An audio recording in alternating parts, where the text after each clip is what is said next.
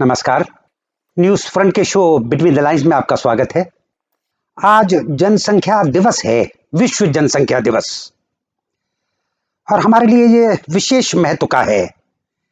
हमारी आबादी दुनिया में जितने भी देश हैं, दूसरे नंबर के सबसे बड़े देश हैं। पहले नंबर का देश चीन कई दशकों से वो है, बड़ा है, सबसे बड़ा है।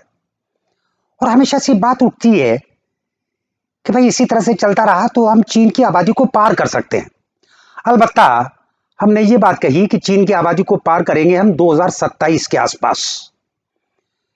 लेकिन अभी 2 महीने पहले जो चीन की जनसंख्या की रिपोर्ट आई, उसमें कुछ सनसनीखेज ये पता चला कि उनकी आबादी हो गई है 141 करोड़, और हमारी आबादी अनुमान से हर 10 साल में रिपोर्ट आती है, तो इस साल हमारी भी रिपोर्ट आएगी, लेकिन अनुमान लगते रहते हैं। तो हमारी आबादी वो निकल कर आ रही है अनुमान से 139 करोड़, लगभग पास आ गई। और हो सकता है कि जब हमारे पास वो आंकड़ा आए, सही गिनती का आंकड़ा, सेंसस यानी जनगणना 21, तो हो सकता है कि वो बराबर सी दिखने लगे। न दिखेगी तो साल 2 साल में हो जाएगी। और उसका आधार यह है कहने का कि जो जनसंख्या वृद्धि दर है वो चीन की बहुत कम हो गई है।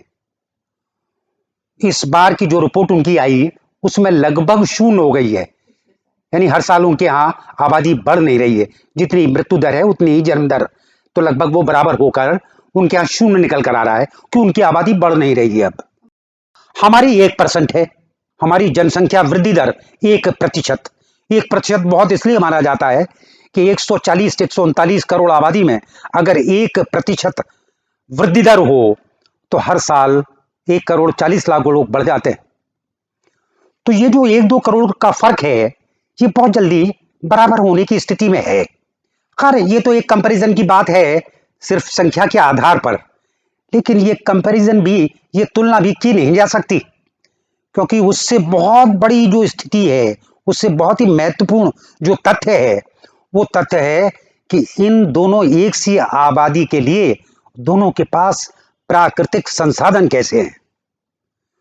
तो बड़ा छोटा सा आंकड़ा है कि पूरी दुनिया में हमारे पास जितनी जमीन है वो जमीन 2.3% है, और चीन के पास जो जमीन है वो 6% से ज्यादा है। यानी चीन के पास कुल पृथ्वी की जो जमीन का आकार है उसके 6% से ज्यादा जमीन उसके पास है लगभग, और हमारे पास 2% से ज्यादा यानी 2.3%। तो लगभग 3 गुनी जमीन उनके पास है, चीन के पास। लिहाजा वे निश्चिंत रह सकते हैं, कम से कम कुछ सालों के लिए, कुछ दशकों के लिए, कह सकते हैं कुछ शताब्दियों के लिए। लेकिन हमारी स्थिति ऐसी नहीं है, क्योंकि हमारे पास जो संसाधन है कि 2.3% जो जमीन है पूरी पृथ्वी की, उसमें जो आबादी रह रही है वो आबादी है 17.7%। ये 17.7%, ये आबादी हमें जो उपलब्ध जमीन है उसकी 8 गुनी बैठती है। 8 गुनी आबादी को हमारा देश उतनी ही जमीन में कैसे संभाले, ये समस्या है। चीन के साथ वो स्थिति नहीं है।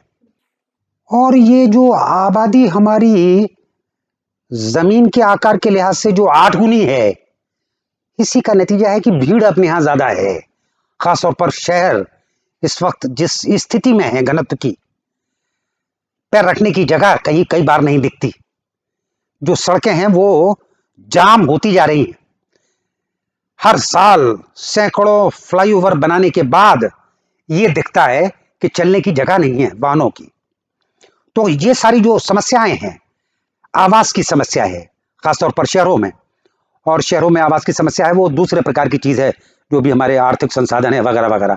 लेकिन जो जमीन का मामला है कि हमारे पास कितनी जमीन है, अभी तो आगे जाके स्थिति बनेगी कि हम जो कुल उत्पादन करते हैं, ये इतनी आबादी को खाने के लिए जो भी अनाज चाहिए, उस अनाज की पैदावार का संकट भी अभी हाल में दिख सकता है कुछ दशकों में।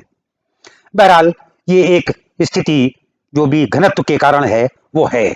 लेकिन जो भूमि संसाधन है उससे भी बड़ा एक संसाधन ऐसा है जिसके मामले में हमारी स्थिति चिंताजनक है, और वह संसाधन है जल, पानी, और जरा कुछ आंकड़ों से हम गौर कराएंगे कि ये संकट है कितना बड़ा। जिस तरह हमने पहले इसका जिक्र किया कि हमारे पास सिर्फ 2.3% जमीन है पूरी विश्व की, दुनिया की, उसी तरह हमारे पास जल संसाधन पूरी दुनिया के पास जितना है उसका सिर्फ 4% है। वो जल संसाधन सिर्फ 4% है और आबादी हमारी 17.7% है। जाहिर है कि हम 1/4 पानी पा रहे हैं अगर हम आबादी के लिहाज से देखें। अलबत्ता जल संसाधन पूरी दुनिया के पास काफी है, उस लिहाज से अभी ऐसा कुछ नहीं दिखता, फिर भी एक आधार बना हुआ है कि एक व्यक्ति को कितना पानी साल भर में चाहिए। वो एक मोटा सा आंकड़ा है कि 2000 घन मीटर पानी चाहिए। और जितनी बारिश हमारे धरती पर होती है उस बारिश के पूरे पानी को जो आंकड़ा निकाला हमने और उसमें देखा कि कितने पानी का हम इस्तेमाल कर सकते हैं वगैरह वगैरह, तो उसमें देखा कि प्रति व्यक्ति 1000 घन मीटर प्रति व्यक्ति प्रति वर्ष उससे कम हो गया है। आजादी के समय यह लगभग 5000 था, क्योंकि आजादी के समय हमारी आबादी 30-33 करोड़ थी। तो वो जो उस आबादी से हमारी आबादी बढ़ गई 4 गुनी से ज्यादा, और उस 4 गुनी से ज्यादा आबादी बढ़ने के बाद जल संसाधन नहीं बढ़ सकता। जितनी बारिश सदियों पहले होती थी, जितनी बारिश आजादी के समय होती थी, उतनी ही बारिश आज हो रही है। अप्रोक्सीमेटली 1.2 मीटर है वो। तो उतनी ही जमीन पर पानी उतना ही गिर रहा है और आबादी बढ़ रही है, तो प्रति व्यक्ति जल उपलब्धता कम हो रही है। सबसे ज्यादा संकट में जो देश हैं उनमें बड़ी प्रमुखता से लिया जाता है भारत का नाम। हमारे देश के कई इलाके वाटर स्कार्स, वैसे तो पूरा देश ही वाटर स्कार्स में है, लेकिन इतनी ज्यादा गंभीर स्थिति में है कि नीति आयोग की रिपोर्ट बताती रहती है कि बहुत सारे ऐसे शहर हैं जो कि ग्राउंड वाटर, जो भी भूमिगत जल जो है, भूजल, उसका इस्तेमाल करते हैं, कि वो लगभग शून्य होता जा रहा है। इतना ज्यादा हम दोहन कर रहे हैं भूजल का। तो ये संकट, जो जल का संकट है, ये बड़ा भारी संकट है। और अगर हमारे पास कोई तरीका है, किसी के पास भी नहीं हो सकता कि वह जल उपलब्ध करा ले जितना कि उसको प्राकृतिक संसाधन के तौर पर मिलता है, तो जनसंख्या का आकार निर्धारित करना उसका बड़ा भारी पैमाना हो सकता है कि किसी देश के पास जल संसाधन की उपलब्धता कितनी है। उस उपलब्धता के लिहाज से आज की तारीख में भी हमारी जनसंख्या जरूरत से बहुत ज्यादा है। जितनी हमारी क्षमता है संसाधनों की, उससे बहुत ज्यादा है। तो विश्व जनसंख्या दिवस पर अगर सबसे ज्यादा चर्चा हो, सबसे ज्यादा विमर्श हो, तो वो विमर्श इस विषय पर होना चाहिए कि हमारी स्थिति प्राकृतिक संसाधनों को लेकर क्या है। खैर, आखिर में हम एक नजर जरा पीछे डाल सकते हैं कि हुआ क्या अब तक। तो ऐसा नहीं है कि भारत में जनसंख्या नियंत्रण को लेकर सोच विचार न हुआ हो। 70 का दशक तो इसके लिए बहुत ही मशहूर है, बहुत ही याद किया जाता है।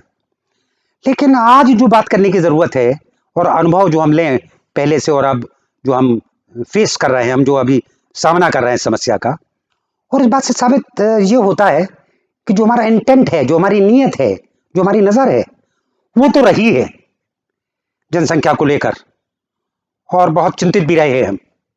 लेकिन जो मेथड है, जो तरीका है, वो तरीका हमें समझ में नहीं आया। कोई भी एक्शन प्लान नहीं बना पाए हम कि इसके लिए क्या करें। अलबत्ता चीन का एक उदाहरण हो सकता है उस लिहाज से कि उसने 1 चाइल्ड पॉलिसी वो 85 में वो बनाई और उसके बाद वो किया। वो कितना कारगर किस देश के लिए होगा, वो कैसे होगा और क्या तरीके हो सकते हैं, इस तरह के जो तरीके हैं उन पर सोचने की जरूरत होना चाहिए आने वाले दिनों में। धन्यवाद।